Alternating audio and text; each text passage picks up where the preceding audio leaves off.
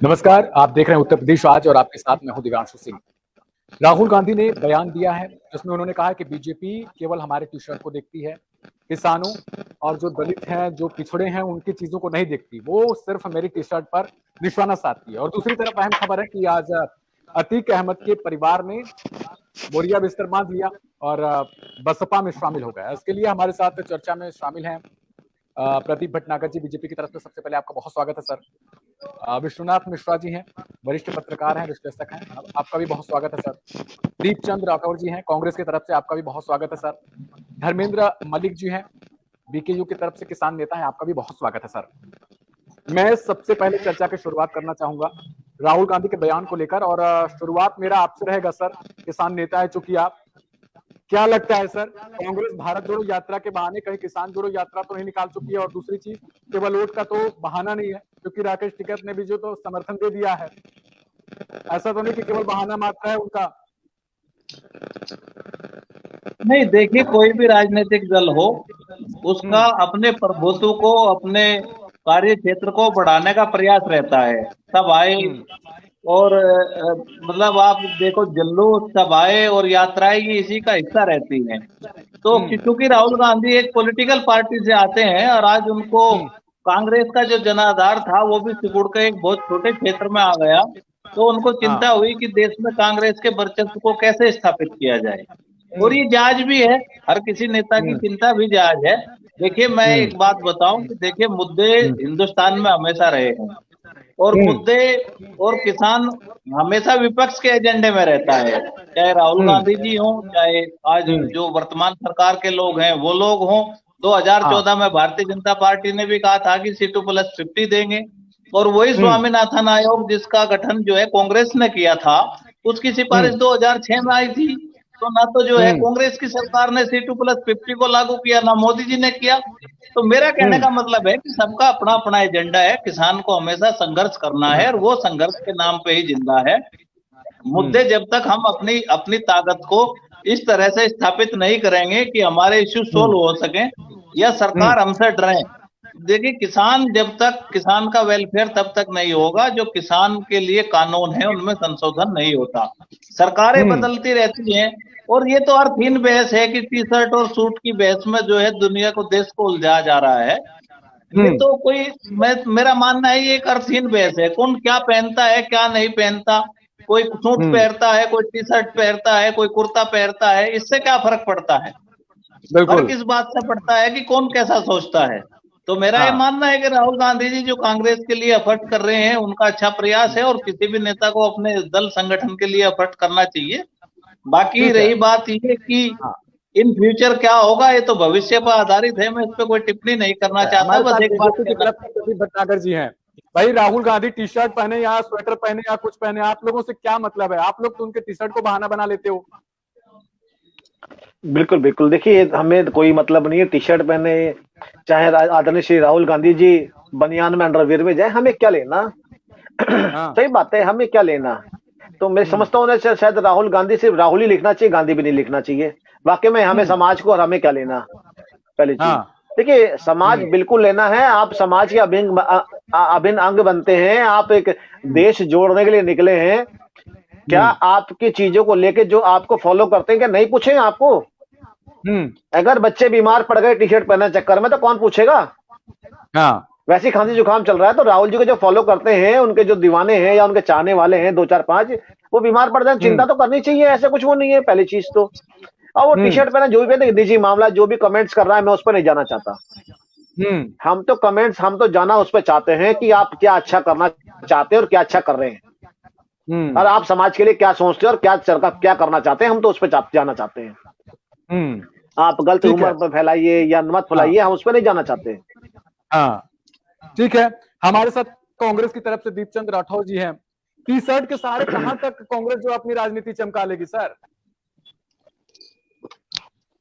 आदरणीय देवांशु जी, देखिए, जब भारत जोड़ो यात्रा की बात होती है तो हर बार टी शर्ट की बात होती है, लेकिन जनमानस के मुद्दे पे कोई चर्चा नहीं होती। देखिए, जब भारत जोड़ो की यात्रा की चर्चा होगी तो महंगाई पर चर्चा होगी, रोजगारी पे चर्चा होगी, इस देश में भीतर सार्वजनिक संपत्तियों की लूट और दोस्तों को जो छूट मिल रही है उस पर चर्चा होगी। हमको हर चीज पे जीएसटी देनी पड़ती है और मोदी जी के जो दोस्त हैं उनको कॉर्पोरेट में छूट दी जाती है, उनको टैक्स में माफी मिलती है, इस बात पे चर्चा होगी। देखिए अपने ही देश में लोगों को किस तरह बांटा जा रहा है उस पर चर्चा होगी। हम सब भारतीय हैं, लेकिन कभी 80 बेनाम 20 की राजनीति आप लोगों ने सबने देखी थी, उत्तर प्रदेश में हुई थी।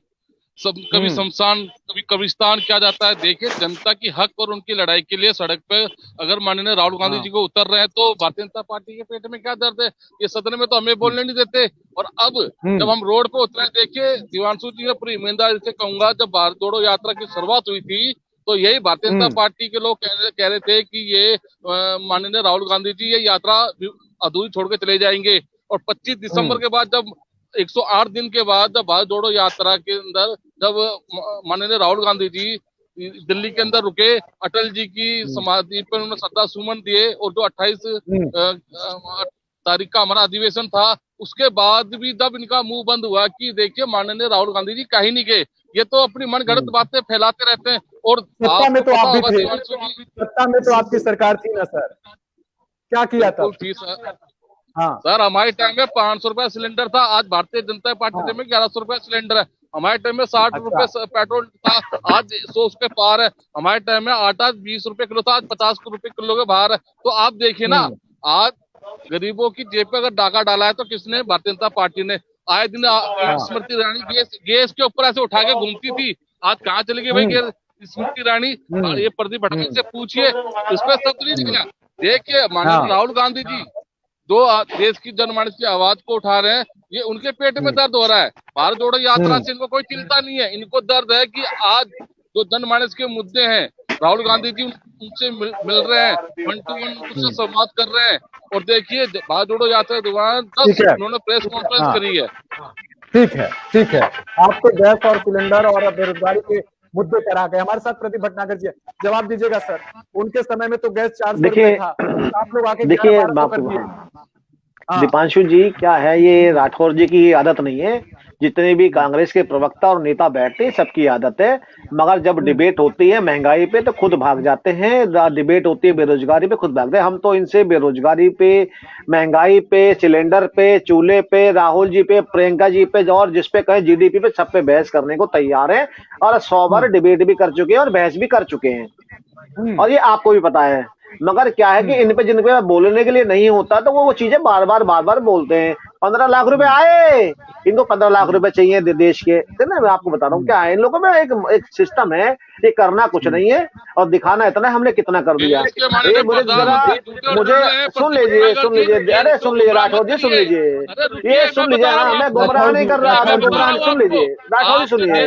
होपलेस मत होइए, घबराइए मत, होपलेस मत होइए साहब।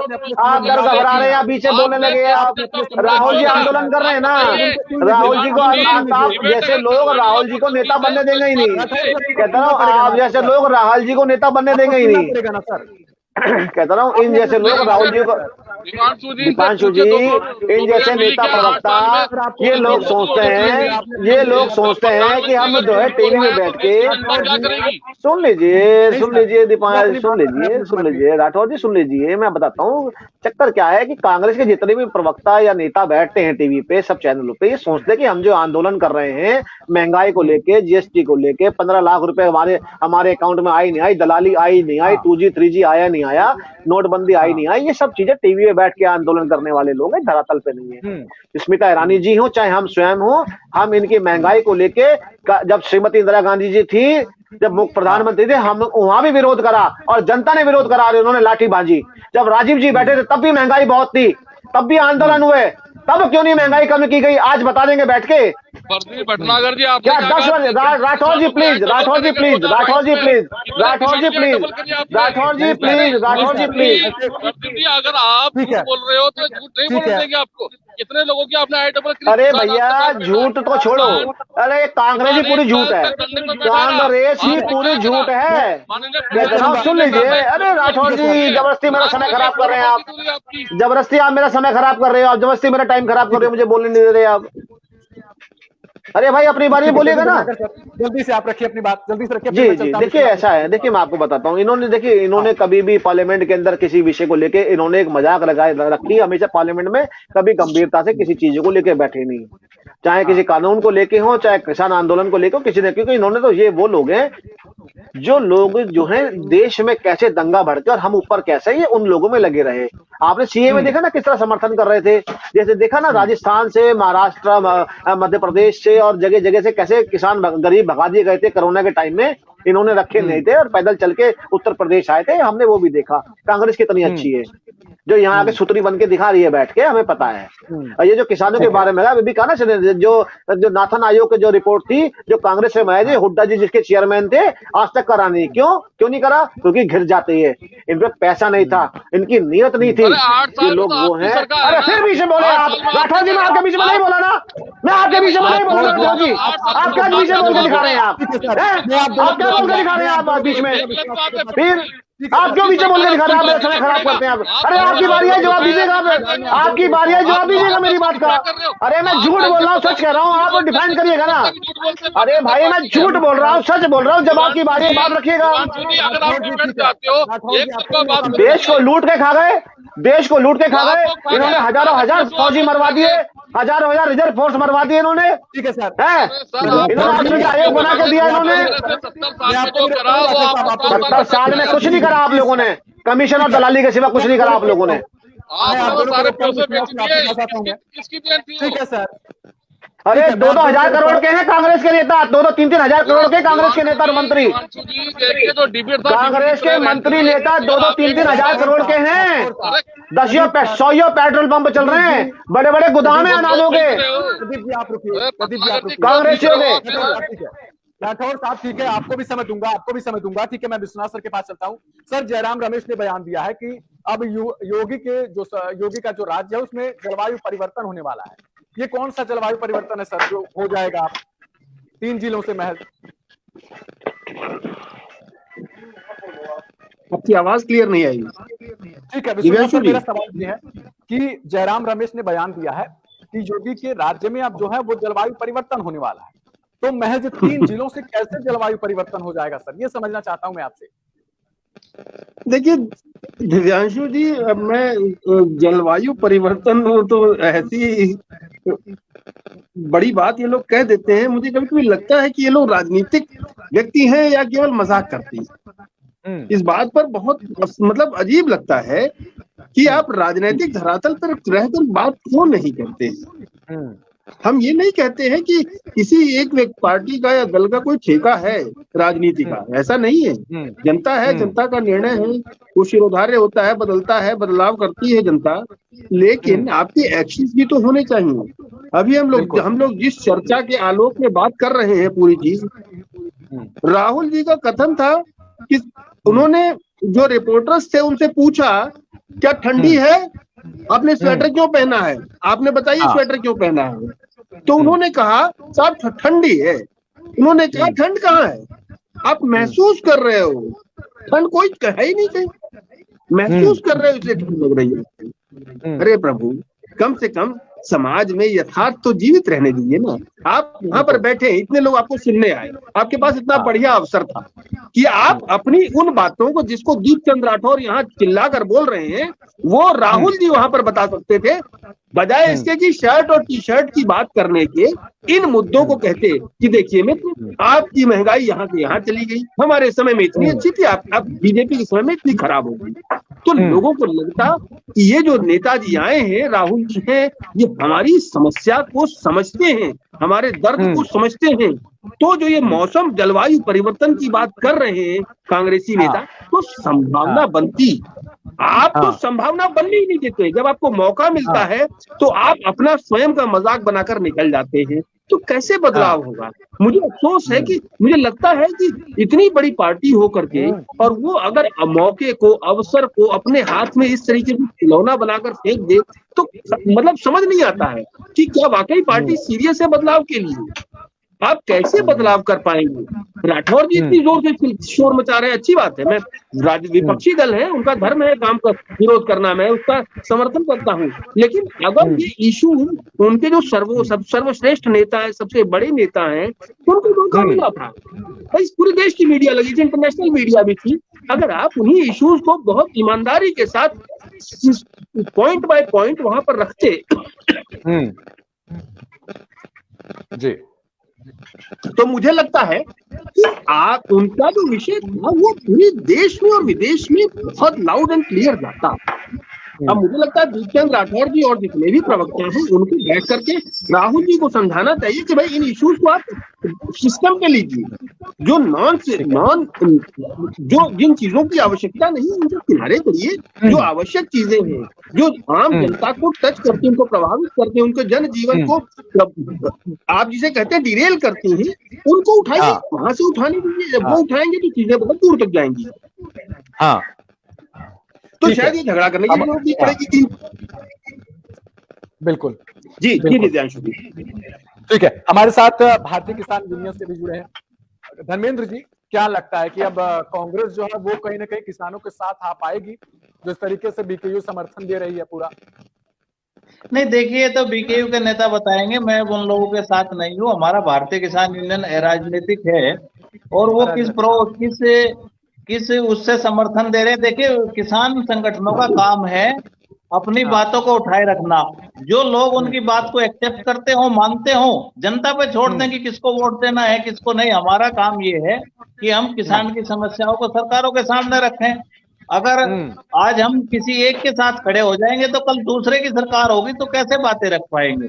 तो हमको तो अपना नॉन पॉलिटिकल अस्तित्व बचाए रखना चाहिए। ये राकेश जी टिकैत जी का व्यक्तिगत विषय है और हमेशा इसी तरह के विषयों में वो विवाद में भी रहे हैं और वो चुनाव के समय भी एक पार्टी को हराने जिताने की बात कर रहे थे। तो वो तो आजकल राजनीति के तहत करते रहते हैं इस तरह के काम। लेकिन मेरा ये मानना है कि हमें ये देखना चाहिए कि किसका क्या एजेंडा है और किसानों के लिए किसके पास अच्छा प्लान है। जब तक उनका प्रपोजल नहीं होगा, उनकी बातें नहीं होंगी तो हम क्या कह सकते हैं। बिल्कुल बिल्कुल, धर्मेंद्र जी की बात एक बहुत अच्छी लगी मुझे। दिव्यांशु जी, मैं क्षमा चाहता हूँ, कम से कम इस अराजनैतिक होकर अगर कोई किसान नेता और किसी पोर्टल किसी प्लेटफॉर्म पर इस तरह बोले, इसका मुझे लगता है सभी दलों को स्वागत करना पड़ता है। मुझे लगता है धर्मेंद्र जी को इस बात की भी चर्चा करनी चाहिए कि क्या जो गेहूं की महंगाई है उसका लाभ क्या आम किसान को मिला। धर्मेंद्र जी, इस चीज की चर्चा होनी चाहिए। क्योंकि देखिए, भारत की जो राजनीति है वो किसान के नाम पर होती है। किसान की परिस्थितियां बड़ी बहुत समस्याजनक, बहुत समस्याएं हैं। तो आप दोनों चीजें देखिए कि क्या किसान की जो समस्याएं थी 5 वर्ष पूर्व, उनमें कुछ बदलाव हुआ? अगर बदलाव हुआ तो क्या हुआ, उसकी भी चर्चा करिए। तो जो प्रयास कर रहा होगा उसका मनोबल बढ़ेगा। और अगर जो उन्होंने गलतियां की हैं, जहां वो फेल हुए हैं, उनको अंडरलाइन करिए। आपका ट्रैक बहुत अच्छा है। मुझे लगता है जितने भी किसान नेता हैं उनको इसी ट्रैक पर रहना चाहिए, तभी शायद किसानों के जीवन में बदलाव होगा। धर्मेंद्र जी, ठीक है। जी, आपने बहुत ठीक बात कही। देखिए, हम सरकार से नाराजगी भी रखते हैं और जो सरकार के अच्छे काम होते हैं उसके लिए उनको धन्यवाद भी देते हैं। हमारी सरकार से नाराजगी ये है कि जैसे रसिया कॉन्फ्लिक्ट था, तो अगर इंपोर्ट पे प्रतिबंध ना लगता तो हमें गेहूं का दाम 3-4 साल अच्छा मिल सकता था। तो वो नहीं हुआ, लेकिन उसके कारण खाद्य सुरक्षा का भी देखिए, देश में अपनी खाद्य संप्रभुता, खाद्य सुरक्षा की भी आवश्यकता है। लेकिन हमारा ये मानना है कि देश में जो किसान को मूल्य मिलता है वो लाभप्रद नहीं है, इसकी एक गणना होनी चाहिए। और इस पे जो सरकार ने एक कमेटी का गठन किया है उसका भी निर्णय आएगा। लेकिन एक कमेटी का गठन हुआ है तो निश्चित रूप से चर्चा तो कम से कम वहां होगी, किसान को क्या मिलना चाहिए क्या नहीं मिलना चाहिए। दूसरा हमारा ये है कि कोई भी सरकार हो, जब सरकार में आती है तो किसान को भूल जाती है। अन्नदाता एक बहुत बड़ा क्षेत्र है। ग्रामीण जो अर्थव्यवस्था है वो अगर 2011 की जनगणना के अनुसार भी देखें तो 54% है। वैसे उसका साइज जो है 70-75% तक है। किसान और खेतीहर उसके दोनों पार्ट हैं।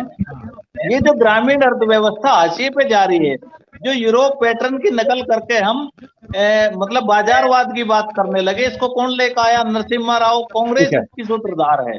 नरसिम्हा राव जब प्रधानमंत्री थे तब से डंकल ड्राफ्ट आया, उन्हीं से किसान का नाश हुआ, फिर WTO आया। तो ये तमाम विषय हैं, हम भूल कैसे सकते हैं इन सरकारों की नीति। ठीक है, हमारे साथ दीपचंद राठौर जी हैं।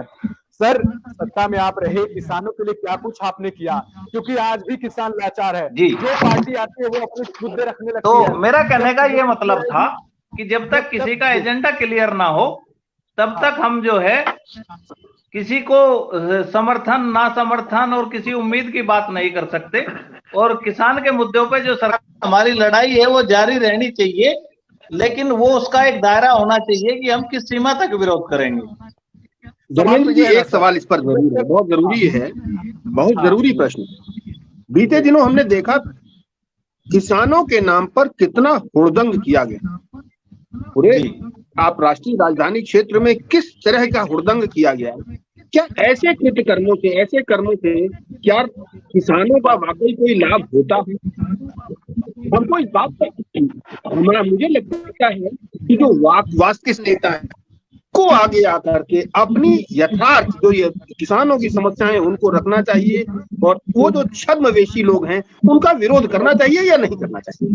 क्या वो उचित था? पहला सवाल हमारा तो अब लक्ष्य यही है कि देश में किसान नेताओं के नाम पे जो दुकान खुली है और तमाम संगठन हो गए हैं, सबसे पहले तो इन किसान नेताओं का ही टेस्ट होना चाहिए कि ये देश के मुद्दे समझते हैं या समझते भी नहीं।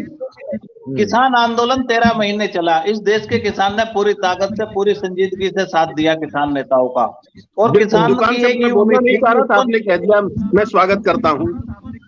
ठीक है सर। किसानों को उम्मीद थी कि उनको न्यूनतम समर्थन मूल्य गारंटी कानून मिलेगा, लेकिन जब नेगोशिएशन की बात आई, टेबल पर बैठने की बात आई, तो किसान नेताओं को अपने मुकदमे याद आ गए, उन्हें दूसरी चीजें याद आ गई। बस उनका एक मकसद बन गया था बिल का विरोध करना। बिल पास होने से और ना होने से किसान के जीवन पे कोई अंतर नहीं हुआ। जैसा किसान पहले दिन गया था उसी समस्या के साथ 13 महीने बाद वापस लौटा है। किसान की जो रोजमर्रा की छोटे छोटे सुधार होने की बात थी, कृषि में हजारों सुधार की आवश्यकता है, उन पे एक बिंदु पर भी चर्चा नहीं की गई। ये मेरे देश का दुर्भाग्य है। इस देश के किसानों को किसान नेताओं ने ठगा है। ठीक है, दीपचंद राठौर जी हमारे साथ।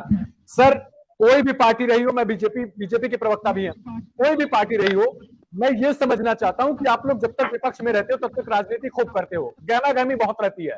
सारी पार्टियां कहती हैं हम जैसे आएंगे तो किसानों को लग रहा है 4 चांद लगा देंगे, हवाई जहाज का सफर करा देंगे, सारी चीजें तो आप शामिल कर लेते हो। जैसे ही सत्ता में आ जाते हो आप तमाम तरीके के बहाने ढूंढने लगते हो।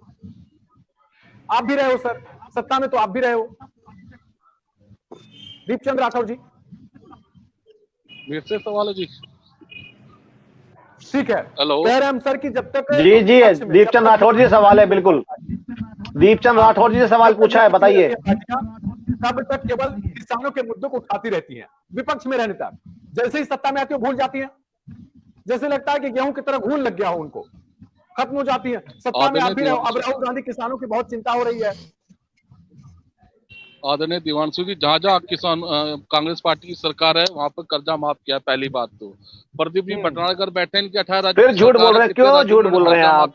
राजस्थान में अभी भी किसान ढूंढ रहे हैं राहुल जी। अरे बात सुनिए ना, क्यों झूठ बोल रहे हैं आप? राहुल जी किसान ढूंढ रहे हैं, राजस्थान के, छत्तीसगढ़ के किसान ढूंढ रहे हैं, मध्य प्रदेश के किसान ढूंढ रहे हैं राहुल जी को। राजस्थान में बोलते ताली बजाओ, खानों का बैठे झूठ बोल रहे हैं आप यहाँ बैठ के। आता है तो रोड पर कीले खोप देते हैं, छड़िया बिछा देते हैं और आया उनकी ठंडी बौछारों पर उनको पानी में फेंका जाता है। और वही 1 साल पहले यही भारतीय जनता पार्टी किसान क्या कहते थे, किसानों को खालिस्तानी पाकिस्तानी उनके पहनावे से उनको जज किया जाता था। राजस्थान में कितना कर्जा माफ कर दिया बताइए जरा। राजस्थान में कितना कर्जा माफ कर दिया आपने बताइए? छत्तीसगढ़ में कितना कर्जा माफ कर दिया बताइए? दूसरी बात, महाराष्ट्र में रहे आप 2.5 साल, आपने कितना कर्जा माफ कर दिया? बता दीजिए आपने कितना 2.5 साल में कर्जा माफ किया? नहीं, किसानों ने, दलितों ने, पिछड़ों ने, असहाय ने, रिक्शे वालों ने, साइकिल वालों ने, ठीक है। आप मुझे बताइए राजस्थान में कितने लोगों ने कर्जा माफ करा आपने? क्या करा आपने? किसानों को बताइए ना मुझे। यहाँ बैठ के आप बन गरम बातें कर रहे हैं, जो मुंह में आ रहा है राठौर जी आप बोल रहे हैं। कुछ पता है नहीं अपनी सरकार के बारे में कि राज्य सरकार क्या कर रही है आपकी। झूठ पे झूठ, झूठ पे झूठ, झूठ पे झूठ परोसे जा रहे हैं, झूठ पे झूठ परोसे जा रहे हैं, झूठ पे झूठ परोसे जा रहे हैं। आप बैठ के यहाँ पे कह रहा हूँ, यहाँ पे छत्तीसगढ़ के बारे में आप नहीं बोलते, राजस्थान के बारे में में आप नहीं बोलते, झारखंड के बारे में आप नहीं बोलते। नहीं, क्यों झूठ बोल रहे हैं आप यहाँ बैठ के? बताइए ना, राजस्थान में आपने कितना कर्जा माफ किया, बताइए आप। राजस्थान में कितना कर्जा माफ किया किसानों का, बताइए आप बताइए क्यों नहीं? आप देंगे जवाब, ये क्या देंगे? आप जवाब देना। आप बताइए ना। अरे आपने ठगने का काम करा।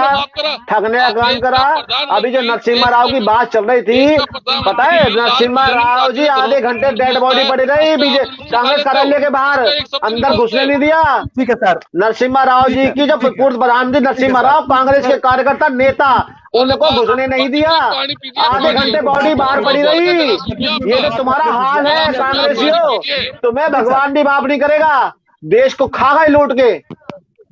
सर उन्होंने लूट के खाया, क्या तो खाया? आपने खाया तो अभी मसला नहीं है सर, अभी इनसे जवाब ले रहे थे हम।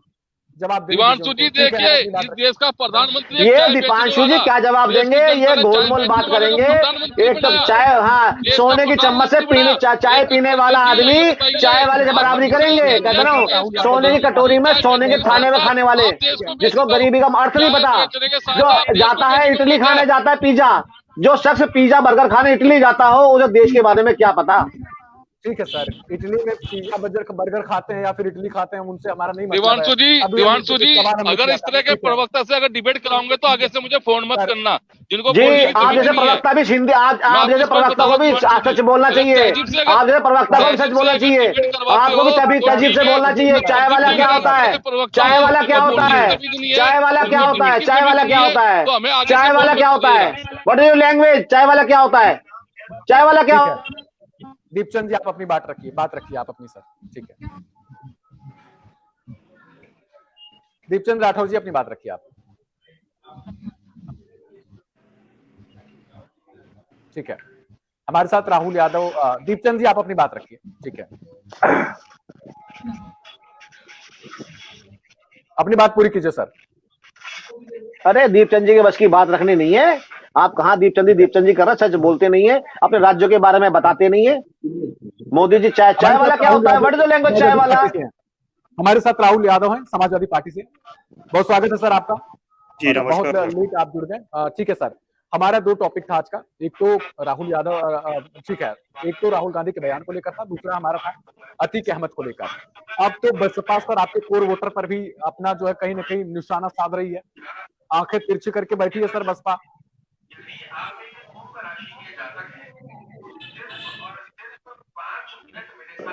राहुल यादव जी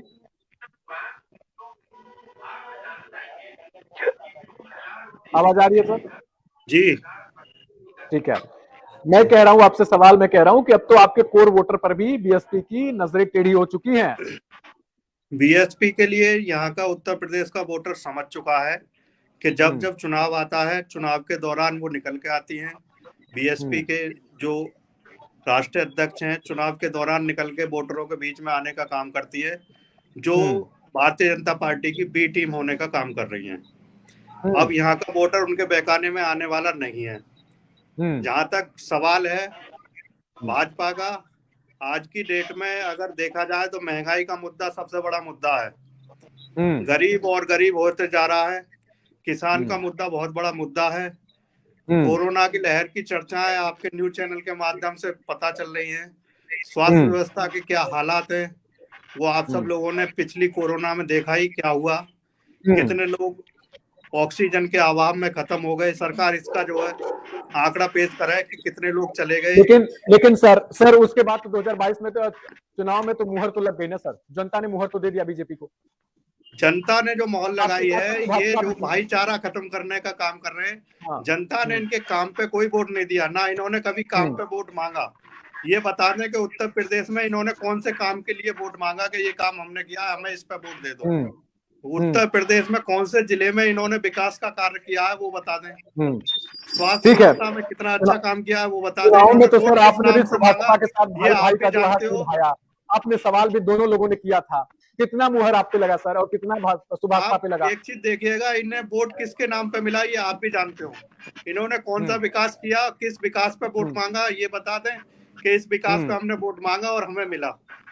एक विकास बता दें पूरे उत्तर प्रदेश में, इसके नाम पे हमें वोट मिला है, ये विकास कार्य किया, ये हमने शिक्षा में, ये हमने चिकित्सा में, ये काम करके दिखाए जिससे हमें उत्तर प्रदेश की जनता ने वोट दिया। आप इनकी योगी जी की पूरी स्पीच उठा के देख लेना, जिनके चेहरे पे चुनाव लड़ा जा रहा था उन्होंने कौन से विकास कार्य पे वोट मांगा, आप बताइए। अगर विकास पे वोट मांगा होता तो विकास करते। आप जनता के बीच में वोट मांगने गए थे तो किस चीज को लेके गए थे? आपने किस चीज वोट मांगे थे, थोड़ा बताएं उस पे। हमने विकास किया है, विकास के नाम पे वोट मांगा हमने। अच्छा, कौन कौन सा विकास किया था आप लोगों ने? आप देखिए, जिससे आप वोट मांगने गए थे। जाएंगे इस तरीके का हाईवे अगर उत्तर अच्छा, और आपने पूरे भारत में कहीं बनवाया? एक हो गया, एक हो गया, दूसरा बताइए। आप हर जिले में जाके देखिएगा, चिकित्सा सरकारी अस्पतालों की जो हालात थी उसे सुधारने का काम किसने किया? लैपटॉप बच्चों को देने का काम किसने किया? 3 हो गए, और लगाने का काम किया समाजवादी पार्टी में लगे। जो भारतीय जनता पार्टी आपके सुभाषपा के कोलैबोरेशन को उन्होंने नकार तो दिया ना, आपको तो मानना पड़ेगा ना। फिर जनता को बहकाने का काम किया गया है, जनता को बहकाने का काम किया गया, भाईचारे को खत्म करने का काम किया गया है, जिसकी वजह से जनता भाईचारा तो आपका सुभाषपा का भी खत्म हो गया है जी। भाईचारा तो आपका सुभाषपा का भी खत्म हो गया। वो जो पार्टी आई थी वो राष्ट्रीय नेतृत्व का काम है, उनको कैसे साथ लेकर चलेंगे, क्या उनके कारण थे। तो आप इस बारे में कुछ नहीं बोलेंगे? आप प्रवक्ता हैं, आप समाजवादी पार्टी के, डिफाइन तो आपको करना पड़ेगा ना ये बात को लेके। तो नहीं, उनका अपना स्वार्थ था, उस पार्टी का जिसका था। हमारे राष्ट्रीय अध्यक्ष जी के व्यवहार से, हमारे राष्ट्रीय अध्यक्ष जी के छवि से लोग जुड़े। देखिए यादव जी, आप इस समय डिबेट पे चैनल पे राष्ट्रीय अध्यक्ष जी नहीं बैठे, आप बैठे हैं, पार्टी नेतृत्व कर रहे हैं आप, और अखिलेश जी नहीं बैठे प्रवक्ता के रूप में, आप नेतृत्व कर रहे हैं पार्टी का। अखिलेश यादव जी के नाम पे वोट बढ़ा है, हमारा वोट परसेंटेज बढ़ा। हमारा पूरे उत्तर प्रदेश में आप देखोगे 2017 से और अब इस 2022 के चुनाव में हमने काफी अखिलेश जी ने कहा था 400 सीट आएंगी, और आपकी तो 420 सीट आ गई। सीट तो आपकी भी आपने भी 400 कहा था, आपकी भी 400 नहीं आ पाई है। ठीक है, मगर पूर्ण बहुमत सरकार बना के बैठे प्रदेश के अंदर। ठीक है, भाईचारा बिगाड़कर पूर्ण बहुमत की सरकार बनाना कोई बड़ी बात नहीं है। और हाँ, ठीक है। तो क्यों गए थे बहन मायावती जी, क्यों गए थे मायावती के साथ, क्यों गए थे आप? बहन मायावती अलायंस क्यों बने थे आप? लोक दल के साथ आप क्यों गए थे? ये सब जानते हैं। चलिए आने दीजिए मेरी बारी, मैं आपको सब बात का जवाब दूंगा। आने दीजिए मेरी बारी, सब बात का जवाब दूंगा आपको मैं। ठीक है सर, ठीक है। चूंकि आप राष्ट्रीय अध्यक्ष पे छोड़ रहे हैं, तो आप राष्ट्रीय अध्यक्ष जब बैठेंगे हमारे साथ तब उनसे हम पूछेंगे। लेकिन हमारे साथ इजहार अली साहब हैं। आप लोग भी तो कहीं ना कहीं बीएसपी की तरफ झुकने के प्रयास में थे सर। ओपी राजभर के बयान से तो यही लग रहा था। समाजवादी पार्टी के प्रवक्ता बैठे हैं, अब उन्होंने कह दिया कि राष्ट्रीय अध्यक्ष का यह मसला है। देखिए दिव्यांशु जी, पहली बात तो मैं करना चाहूंगा, आवाज आ रही है? आ रही है? बिल्कुल आ रही है, आपकी आवाज थोड़ी कट के आ रही है। जी जी, ठीक है। मैं आपसे आग्रह करना चाहूंगा कि हेलो,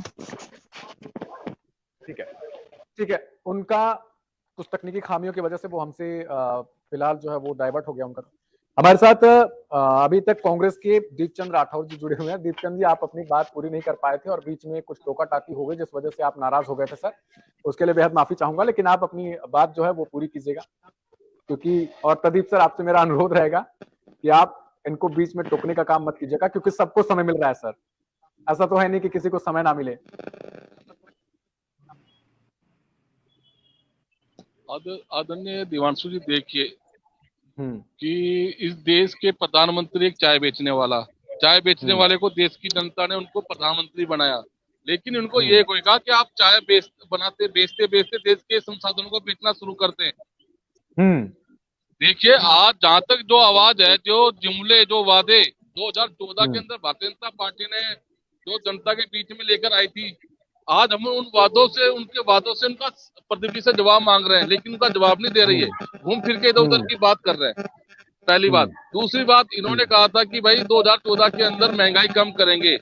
आज महंगाई भी कम नहीं हुई, अर्थव्यवस्था भी कम नहीं हुई, और रोजगार के पास, युवाओं के पास रोजगार नहीं है। और देश के पहले ऐसे प्रधानमंत्री है जो 45 करोड़ लोगों ने, जो युवा, उन्होंने रोजगार मतलब ढूंढना ही छोड़ दिया उन्होंने। और जिस यूपी की बात कर रहे हैं, यूपी के अंदर आज सबसे ज्यादा गुंडागर्दी है तो यूपी के अंदर है, जहाँ इनके 18 राज्यों में सरकार हुई है, सबसे ज्यादा दंगे भाइयों। आपने देखा होगा कि नुपुर शर्मा की जो प्रवक्ता थी, जो इस तरह प्रदीप भटनागर पानी पी के बीजेपी का नाम ले रहे हैं ना, उसी तरह नुपुर शर्मा भी हिंदू मुस्लिम राजनीति करती थी। और जब वहाँ की गलत कंट्री ने उनका बहिष्कार करा, जब भारतीय जनता पार्टी ने माफी मांगी और उसको निष्कासित कर दिया गया। और ये कह दिया गया हमारी, ठीक है, देखिए हिंदू मुस्लिम जो भी कर रहा है ये भारतीय जनता पार्टी, हमारा एजेंडा यही है कांग्रेस पार्टी का, हम सबका साथ, सबका विकास, सबकी बात करते हैं। तो इनका ये फॉर्मूला ये सब घूम रहा है। ये जब भी जहाँ जहाँ की सत्ता है, उनसे पूछे कितने लोगों को आपने रोजगार दिया। ये यूपी के अंदर तो पेपर लीक होते जा रहे हैं, वहां तो पेपर तो करा ही नहीं पा रहे हैं। और आप ये बोले कि हम सरकार चलाएंगे। देखिए दिवांशु जी और अभी मिश्रा जी ने जो बात कही कि भाई बड़ी पार्टी के नेता थे राहुल गांधी जी, उन्होंने कहा भी ठंड लगती। तो मिश्रा जी मैं आपको कहना चाहूंगा, आप सीनियर पत्रकार हैं, देखिए वो तपस्या वो कर रहे हैं। एक दफा आप भी वो तो 3570 किलोमीटर चल रहे हैं, आप 35 किलोमीटर चलिए, आपको भी ठंड नहीं लगेगी मिश्रा जी, ये फर्क है। दीपचंद जी सुनिए, मैं आपको बता रहा हूँ, सुनिए, आरोप मैं डेली 125 किलोमीटर साइकिल चलाती हूँ। सुनिए, मैं सैनिक स्कूल का प्रोडक्ट हूँ, सैनिक स्कूल लखनऊ का प्रोडक्ट हूँ। सुन लीजिए, मैं आपको बता रहा हूँ, आप फिजिकल रेजिस्टेंस की बात मुझको मत करिए। मैंने जो कहा, जब आप एक पद पर हो, मैंने स्वीकार कर लिया, मुझे उसमें रेस की बात मत करिए, मैं उसकी बात कर रहा हूँ। रेजिस्टेंस की बात अगर आप कर रहे हैं तो मैं मैराथन का चैंपियन हूँ, इसकी बात नहीं कर रहा हूँ। आपने जिस विषय को उठाया, मेरा मतलब है आपके राहुल जी छोटे नेता नहीं है, वार्ड की नेता तो है नहीं, राष्ट्रीय स्तर के नेता है ना।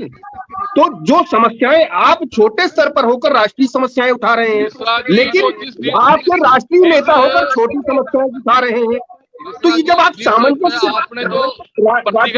मुझे चर्चा में मेरा कोई लाभ नहीं है। मुझे बात तो सुनिए, राठौर जी, जिस पर आप चर्चा करें ना सर। हाँ बोलिए। अगर 1 मिनट दीजिए तो मैं अपनी बात कह दूं जो आपके लाभ की है, मेरे लाभ की नहीं है। निंदक नेरे राखिए, आंगन पिटी छवाए। अगर कोई निंदा कर रहा है तो उसके पीछे का मंतव्य समझने की प्रयास करिए। आप बहुत बड़ी बड़ी बात कर रहे हैं, एक छोटे स्तर के नेता होकर के, वो आपके पार्टी के शीर्षस्थ नेता हैं, वो छोटी बात कर लेते हैं, तो कैसे सामने बैठेगा? वो बातें उनको कहनी चाहिए। अगर वो इन बातों को उठाते उस स्तर पर, उतनी देर का जो एयर टाइम मिल रहा था उनको, उसमें अगर ये विषय उठाते तो शायद जनता को राष्ट्रीय स्तर पर, अंतरराष्ट्रीय स्तर पर जो एयर टाइम मिलता उसका लाभ उठाते, वो शायद कांग्रेस पार्टी को कुछ लाभ होता। आप यहाँ पर कह रहे हैं तो वो चीजें हल्की हो जाती है। मैं फिर कह रहा हूँ, अगर आपके पार्टी का रिवाइवल की जरूरत है कि चांसेस तभी होंगे। आपकी मैंने बात सुनी। देखिए दिवांशु जी, देश में अगर कहीं ना कहीं अगर कोई मोदी सरकार टक्कर ले रहा है और उनकी गलत नीतियों से टक्कर ले रहा है, इस बस सरकार से कोई बेनकाब कर रहा है, महंगाई के मुद्दे पे कोई लड़ाई लड़ रहा है, या राष्ट्रीय स्तर पर बेरोजगार के खिलाफ कोई लड़ाई लड़ रहा है, वो राहुल गांधी जी के नेतृत्व में कांग्रेस पार्टी लड़ाई लड़ रही है। और देखिए मिश्रा जी, मैं आपसे बिल्कुल सहमत हूँ। जिस बात पे आपने जो ये टिप्पणी करी है राहुल जी के ऊपर, वो जो वीडियो था, वो एडिटिंग वीडियो था जो भारतीय जनता पार्टी द्वारा चला गया। जो आप उसको पूरा वीडियो देखेंगे ना, तो उन्होंने क्या कहा है, वो अलग वक्तव्य है, पर आपने वो पूरी बात नहीं कही। मैंने इसलिए सब कहे थे आपके लिए। और प्रदीप जी चले गए। देखिए आप बताइए, आप पत्रकार है, सीनियर पत्रकार है, मैं आपकी रिस्पेक्ट करता हूँ, लेकिन 2014 से पहले और आज की जो 2022 को देखिए, क्या किसानों की आय डबल हुई? ये क्या विषय नहीं है? क्या चर्चा का विषय होना चाहिए कि नहीं होना चाहिए? आज महंगाई जो 400 रुपया सिलेंडर था, 1200 रुपए का मिल रहा है, इस पर चर्चा होनी चाहिए कि नहीं होनी चाहिए? किसानों की आय दोगुनी करने की जो बात है सर, उस पर सारी पार्टियों ने किसानों की इतनी अगर ऐसी होती भारतीय जनता पार्टी दिवांशु जी, जब काले कानून को लेके नहीं आती पर्दे के पीछे से, काले कानून सही थे। की बात तो सुनिए, तब तो डिबेट होगी ना राठौर जी। अगर आप एंकर की बात भी नहीं सुनेंगे तो डिबेट नहीं चल पाएगी। दीपचंद राठौर जी, जिस किसानों की आप बात कर रहे हैं, उन किसानों के नाम पे सबने ठगा है। चाहे वो आपकी पार्टी रही हो, चाहे बीजेपी रही हो, चाहे सपा रही हो, चाहे बसपा रही हो, कोई रहा हो, सबने केवल ठगने का काम किया है। किसी ने जो उनका मेन मुद्दा है उसको किसी ने नहीं उठाया। विपक्ष में रहते तो किसान ऐसे रहते जैसे उनके लिए वरदान हो। सत्ता मिल जाती है तो वही किसान, उनके लिए शायद जमीन से जुड़े नेता नहीं होते हैं, उन किसानों को वो देखते ही नहीं, वो अपनी दुखिया चाहे जितना रोए वो, उससे नहीं मतलब होता है। आप उठा तो रहे हो, सत्ता मिल जाएगी तो क्या आप वापस लौटोगे आप किसानों पर? सर दिवांशु जी देखिए, कांग्रेस के टाइम में जीएसटी लेकर रखी थी कृषि उपकरणों के ऊपर, भारतीय जनता पार्टी आती 5% जीएसटी लगाई। देखिए आज किसानों को कौन ठगा जा रहा है, आज किसानों ने अपने उपज के लिए भी आंदोलित हो रहा है और अपनी मतलब फसल बेचने के लिए भी आंदोलित होना पड़ता है। कांग्रेस के टाइम में इस तरह की कोई योजना नहीं थी। देखिए आज किसान, आपने वो सुना होगा ना, एक कोल की दूरी, आज तक प्रधानमंत्री जी ने किसानों की सूझबूझ नहीं ली है। और आप बोले कि किसानों की हितैषी नहीं है कांग्रेस पार्टी ने, तो हमेशा किसानों के साथ खड़ी दिखी है। और जहां जहां हमारी सरकार, वहां किसानों को हमने कर्जे माफ करे। मैं तो 18 राज्यों में प्रदीप जी से पूछ रहा था कि आप बताइए, आपकी 18 राज्यों में सरकार है, आपने कितने लोगों के कर्जे माफ करे? वो घूम फिर के मेरे पे आ रहे हैं। समय कम है हमारे पास, मैं प्रदीप जी से जवाब लूंगा इस पे और चलूंगा विश्वनाथ सर के पास, उसके बाद फिर हम खत्म करते हैं इस डिबेट के टॉपिक। लेकिन प्रदीप जी छोटा सा कमेंट आपका।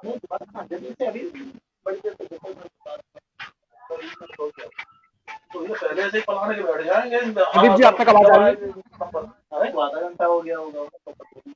जी मेरे से पूछा है? हाँ बिल्कुल, हाँ बोलिए। ठीक है, इन्होंने पूछा है आपसे, दीपचंद राठौर जी का पूछना है कि भाई आपकी 18 राज्यों में सरकार है, आपने किसानों के लिए क्या किया है? राहुल जी कह रहे हैं तो गलत। बिल्कुल बिल्कुल बिल्कुल। देखिए दीपांशु जी, मैं अगर बोलूंगा तो क्या बोलेंगे राठौर साहब कि मैं झूठ बोल रहा हूं। देखिए 2014 के बाद की अगर बात करूं तो ये झारखंड जैसे पिछड़े प्रदेश के अंदर वहां की सरकार ने जो जमीन, छोटी जमीन बड़ी जमीन के हिसाब से ट्रैक्टर दिए और बहुत मिनिमम लोन पे। आज बता दीजिए कि गांव में भी जो किसान हैं, हर चौथे घर में गाड़ी मिलेगी आपको, कोई छोटी या बड़ी कार मिलेगी। आज अब किसान जो है बैल ठेले से नहीं, ट्रैक्टर से करता है, क्योंकि उनके लिए सुविधा बनाई गई है।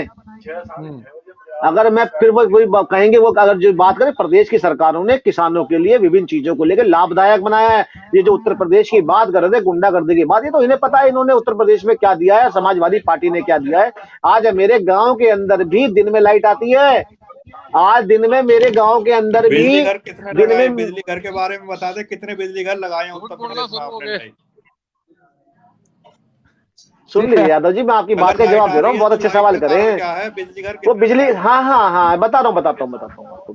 देखिए एलईडी क्रांति का काम करा प्रदेश की सरकार ने, कहने से नहीं, बिजली घर बताओ। गांव हाथ में एलईडी सबसे पहले तो जो, सुन तो लीजिए यादव जी, हाँ चलो बता देता हूँ, ये बता देता हूँ। समाजवादी पार्टी की सरकार थी, केंद्र सरकार ने 21,000 करोड़ रुपए एलएनटी को ठेका दिया कि समाजवादी पार्टी चोर है, काम नहीं चलेगा, आप जाके प्रदेश के अंदर तार लगाइए, ट्रांसफार्मर लगाइए। विश्वास ना हो तो अपने सीनियरों से पूछ लेना। और 21,000 करोड़ रुपए एलएनटी को ठेका देके सब जगह ट्रांसफार्मर। सुन लीजिए,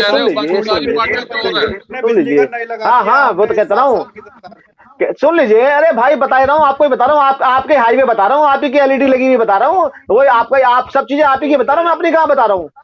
आज मेरे गांव के अंदर 24 घंटे लाइट आती है। आज मेरे गांव के जो गरीब है, जिन्होंने जिंदगी में कभी पीढ़ी दर पीढ़ी छत नहीं देखा, जो छत के नीचे बैठते हैं, आज 50 लाख घर तक, आज 50 लाख लोगों तक पानी पहुंच गया, शुद्ध पेय पहुंच गया है। रुहेलखंड में जैसे जहां पे हमेशा जहां सूखा पड़ता था, पानी का नाम नहीं था, वहां पे हजारों टंकियां बनवा दी गई हैं।